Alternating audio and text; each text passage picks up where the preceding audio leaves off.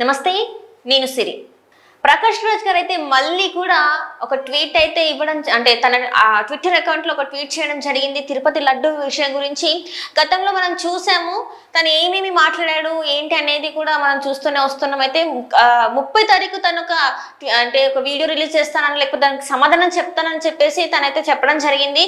మరి 30 తారీఖున అయితే తను ఎలాంటి వీడియో అయితే చేయడం లేదు, మనం చూడలేదు. కాకపోతే ఒక ట్వీట్ మాత్రం చేయడం జరిగింది. మరి దీని మీద మనకి వివరించడానికి మనతో పాటు ఉన్నారు ప్రముఖ సినీ క్రిటిక్ యజ్ఞమూర్తి గారు.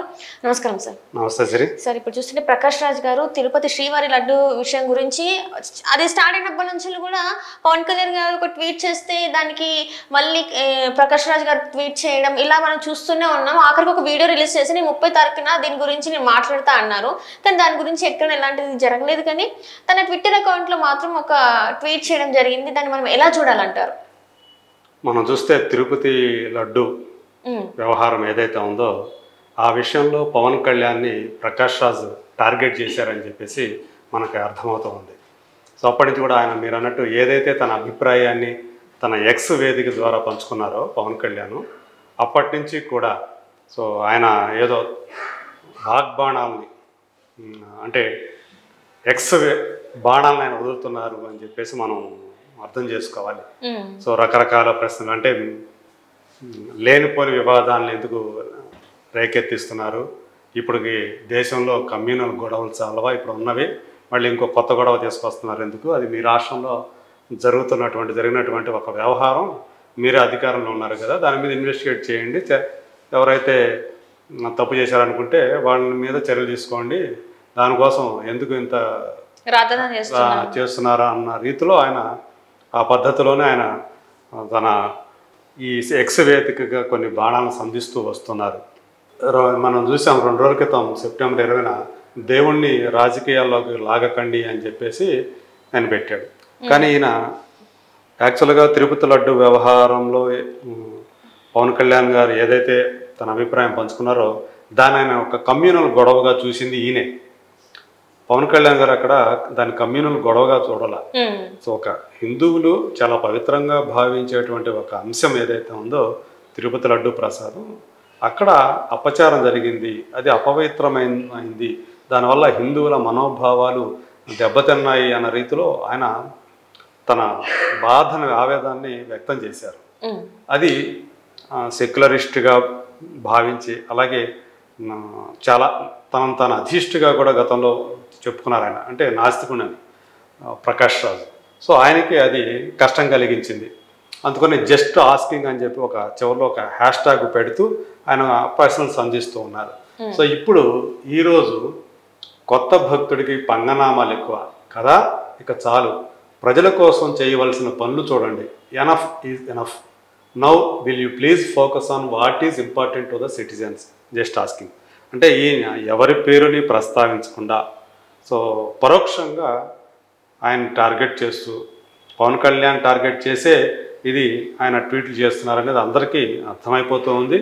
సో కొత్త భక్తుడు అని చెప్పేసి ఆయన్ని ఇక్కడ సంబోధిస్తున్నాడు.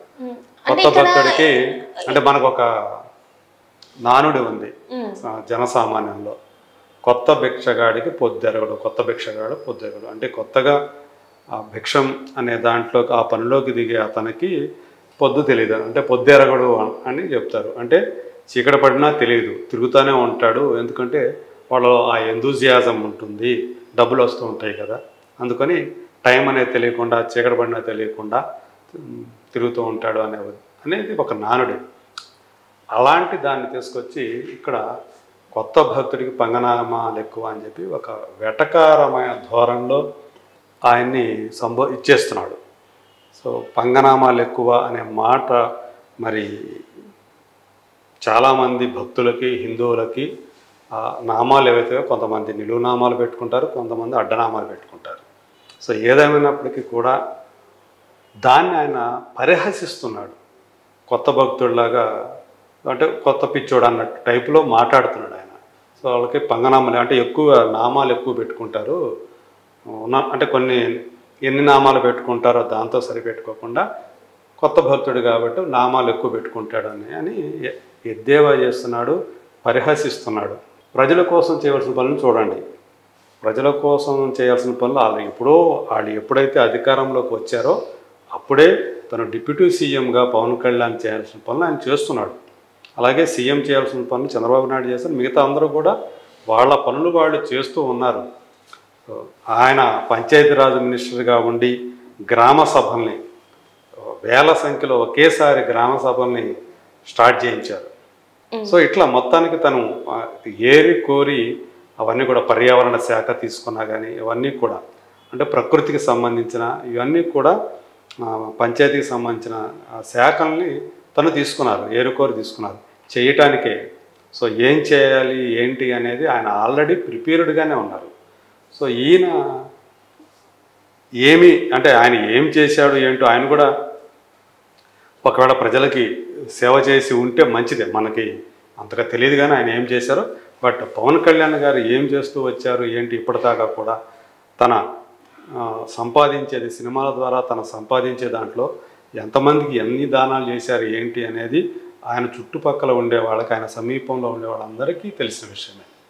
సో ఈయన ఇప్పుడు ప్రజల కోసం చేయాల్సిన పనులు చూడండి అని చెప్పేసి శుద్ధులు చెప్పే ప్రయత్నం చేస్తున్నాడు వాళ్ళకి. సో ఇప్పుడు దాకా జరిగింది sir, enough is enough, now will you please focus on what is important జరిగింది అంటే పౌరులకి ఏవైతే ముఖ్యమైనవో వాటి మీద దృష్టి పెట్టండి అని చెప్పేసి ఈయన సలహాలు ఇస్తున్నాడు. నిజానికి ప్రకాష్ రాజు సలహాలు ఇస్తే ప్రకాష్ రాజు చెప్పేదాకా ఎదురు చూసి ఆయన ఏం చెప్తాడని ఎవరు కాసుకొని ఇక్కడ కూర్చొని లేరని మనం అనేది స్పష్టం. అంటే దీని వెనకాల ఎప్పుడైతే సుప్రీంకోర్టు ఏమంటారంటే కొన్ని ప్రశ్నలు సంధించింది, దాంతోనే ఇలాంటి ఒక ట్వీట్ పెట్టారని అనుకోవచ్చా సార్? మరి సుప్రీంకోర్టు ఏం చెప్పిందంటే, సో మీరు లడ్డూలో కల్తీ నెయ్యి కలిపారని చెప్తున్నారు, మీరు కల్తీ నెయ్యిని మాత్రమే కదా పరీక్ష చేసింది, లడ్డూని ఆ కల్తీ నెయ్యితో మీరు ఏదైతే చెప్తున్నారో దాంతో తయారు చేశారా లేదా, దాన్ని పరీక్ష చేశారా లేదా అని ఒక ప్రశ్న సంధించింది. సో అది ఒక మౌలికమైన ప్రశ్న. దానిది అలా సంధించిన దాన్ని సో ఇది ఎవరో పెట్టిన దానికి అంటే supreme court has slammed the Andhra Pradesh government over the Tirupati laddu అని పెట్టింది. దాన్ని దాన్ని తనదైన దూరంలో తను తీసుకొని వాడుకున్నాడు అన్నమాట. ఇంతకుముందు ఏం పెట్టాడు, మనకేం కావాలి, ప్రజల్లో భావోద్వేగాన్ని రెచ్చగొట్టి తద్వారా రాజకీయ లబ్ధిని సాధించడమా అంటే ఏంటంటే ప్రకాష్ రాజు దృష్టిలో పవన్ కళ్యాణ్ ఆయన ప్రజల్లో భావోద్వేగం రెచ్చగొట్టి రాజకీయ లబ్ధిని పొందాలని చూస్తున్నాడు అని చెప్పేసి అక్కడ ఒకటి వేశాడు. అంటే టార్గెట్ ఇదన్నీ కూడా టార్గెట్ చేశాడని కలిసి ఉంది. అలాగే చూడండి, లేక ప్రజల మనవులకు గాయపడకుండా పరిపాలనా సంబంధం అవసరమైతే తీవ్ర చర్చ సున్నితంగా పరిష్కరించుకోవడమా, ఈ జస్ట్ ఆస్కింగ్ అనేది పెడుతున్నాడు. దానికి ముందు గెలిచే ముందు ఒక అవతారం, గెలిచిన తర్వాత ఇంకో అవతారం, ఏంటి అవాంతరం, ఎందుకు మనకి ఏది నిజం అని ఇలా ఏవైతే ఆయన ట్వీట్లు చేస్తూ వస్తున్నారో ఇవన్నీ కూడా చాలా స్పష్టంగా పవన్ కళ్యాణ్ని ప్రకాష్ రాజు టార్గెట్ చేశారు అని చెప్పేసి అర్థమైపోతూ ఉంది. అయితే ఇక్కడ గమనించాల్సిన విషయం ఇంకోటి ఏంటంటే, మా ఎలక్షన్లు జరిగినప్పుడు ప్రకాష్ రాజుని సపోర్ట్ చేసిందంతా కూడా అప్పుడు మెగా క్యాంపే. సో చిరంజీవి గారు కానివ్వండి, నాగబాబు గారు కానివ్వండి, వాళ్ళు బాగా సపోర్ట్ చేశారు, నిలబెట్టారు అప్పుడు. సో ఆయన ఓడిపోయాడు, అది వేరే విషయం. అంటే మొత్తం ఎవరైతే హీరోలు ఉన్నారో వాళ్ళు యాక్టర్లు ఉన్నారో అప్పుడు తనని అంతగా సపోర్ట్ చేశారు. సపోర్ట్ చేసినప్పుడు అప్పుడు వాళ్ళ సపోర్ట్ను తీసుకున్నటువంటి ఆయన ఇప్పుడు ఎందుకు పవన్ కళ్యాణ్ని టార్గెట్ చేశారు అనేది చాలామందికి అర్థం కావట్లేదు. పవన్ కళ్యాణ్ కూడా మెగా అక్కడి నుంచి వచ్చిన క్యాంప్ నుంచి వచ్చిన హీరోనే కదా, వ్యక్తే కదా, మరి ఎక్కడ సమస్య వచ్చింది? గతంలో వీళ్ళిద్దరూ కలిసి సినిమాలు కూడా యాక్ట్ చేశారు, ఇద్దరి మధ్య ఏదన్నా గొడవ ఉందా అనేది ఇప్పుడు కొంతమందిని అయోమయంలో పడేస్తూ ఉంది. ఎందుకు పవన్ కళ్యాణ్ని టార్గెట్ చేసి ఇంకా ఎంతోమంది ఎన్నో విషయాలు మాట్లాడుతూ ఉన్నారు కదా వేరే వాళ్ళని ఎవరిని కూడా పట్టించుకోకుండా, వాళ్ళని పెద్దగా ప్రయారిటీ ఇవ్వకుండా పవన్ కళ్యాణ్ గారి చర్యలకి, పవన్ కళ్యాణ్ గారి ట్వీట్లకో, లేకపోతే ఆయన ఏదైతే షేర్ చేసిన ఆయన అభిప్రాయాలకో లేదా ఆయన ప్రసంగాలకో ఎందుకు ఇంత ఆవేశంగా ఇంత వెంటనే ఎందుకు వచ్చి ఆయన తన ఎద్దేవా చేసే రీతిలో పరోక్షంగా ఆయన పేరు ప్రస్తావించకుండా అట్లా ఎందుకు చేస్తున్నారు అని చాలామంది ఇప్పుడు సందేహపడుతున్నారు. సో ఏదో ఇంటెన్షన్ ఉంది ప్రకాష్ రాజ్కి ఆయన టార్గెట్ చేయటం వెనక.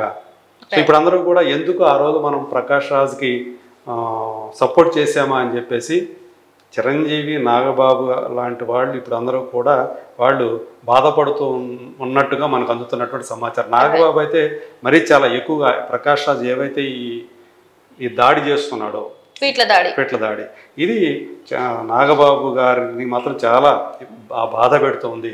సో ఇతనికా మనం ఇలాంటి వ్యక్తిగా మనం ఆ రోజున సపోర్ట్ చేసామని చెప్పి బాధపడుతున్నారని మనకు తెలుస్తుంది. ఏదేమైనా సరే ప్రకాష్ రాజు ఏదో చెప్తేనో ఏదో ఇది మారిపోతుందని చెప్పేసి మనం అనుకోవాల్సిన పని లేదు. ఈయన చెప్తే తప్ప వాళ్ళకి తెలియదని చెప్పి మనం అనుకోవాల్సిన పని లేదు. పవన్ కళ్యాణ్ గారు చాలా స్పష్టంగా ఆయన ఏం చేయాలో ఒక మినిస్టర్గా ఈ ప్రజలకు ఏం చేయాలో అంటే తను పదవిలో లేనప్పుడే ప్రజల కోసం ఆలోచించారు. ఇప్పుడు ప్రజలు పదవిలోకి వచ్చారు. ఇప్పుడు ఖచ్చితంగా ప్రజల కోసం ఆయన పని చేస్తారు. ఆ నమ్మకం అందరికీ ఉంది. బహుశా ప్రకాష్ రాజ్ గారికి మాత్రమే లేదనుకుంటాము. అందు గురించి ఆయన టార్గెట్ చేసి ఇలా మాట్లాడుతున్నారని మనం అనుకోవాలి. Right sir, right. Thank you.